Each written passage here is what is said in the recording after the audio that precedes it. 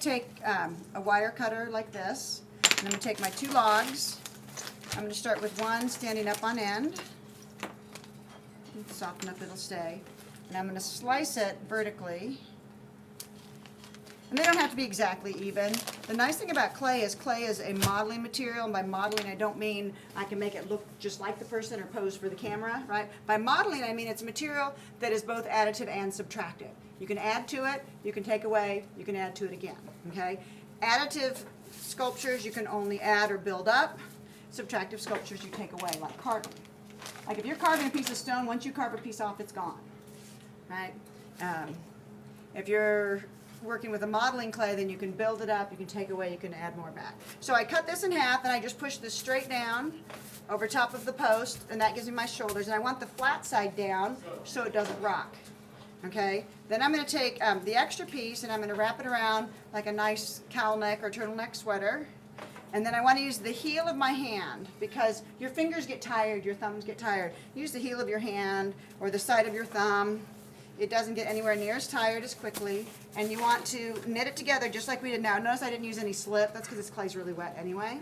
And a lot of this will get removed when we hollow it out later. This is just kind of the base that we're building on. But I want to start to form some kind of semblance of a neck. And I usually make one side a little bit taller in the back, because like I showed you how the chin comes down long and the ball of the head is up high. This doesn't have to be perfect, but I want it to be like work together pretty nicely, because I don't want it to come apart later. All right? Okay, then I'm going to take my other log, and this one I'm slicing it sideways at a ratio of 2 to 3, so one piece slightly longer than the other. You don't have to measure. It's not that big of a deal if it's not exactly the right ratio, because you can still add clay or take clay away. All right? Now I'm going to decide this is the back of the head, and this is the face. The tops of the head should line up. Right? So I want to kind of figure out where I want to put it, and I'm just going to smack it and stick it together. Okay? Once it's placed, I'm again going to use the heel of my hand, and I'm going to take clay from the front piece and move it back this way, clay from the back and move it forward. I'm going to attach the jaw. Okay?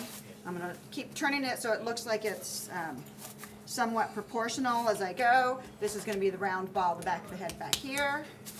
So I want to turn that, make sure that's looking okay, make sure it's not too slanted to one side. I'm going to keep attaching that. Now at this point, you're normally going to need a little bit more clay to make it look a little bit more humanoid, because it looks a little like it had its head in a vise, right? So I always call this my Princess Leia hairdo moment.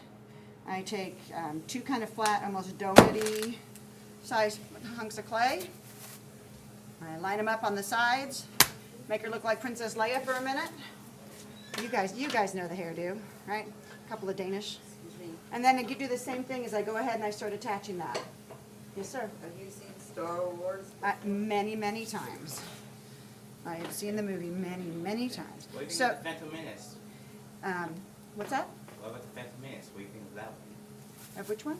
The Phantom Menace. Oh, I like them all. Here, let's focus on this now, okay? That And we'll one's talk. terrible. Let's focus on this, because we're recording this for other people to watch later, and they might not care about our opinion on Star Wars movies. Dude, Okay. no fat. So I'm going to keep moving this. I'm going to move this clay forward, move this clay back, and keep smoothing it until it begins to take on more and more of a humanoid type shape. So I've got my long face in the front. It pushes up underneath for the neck. The head is presented slightly forward. It's not looking up at the sky, right? I know our little cartoon heads, we had all the heads tilted back, but we want this to look pretty much upright.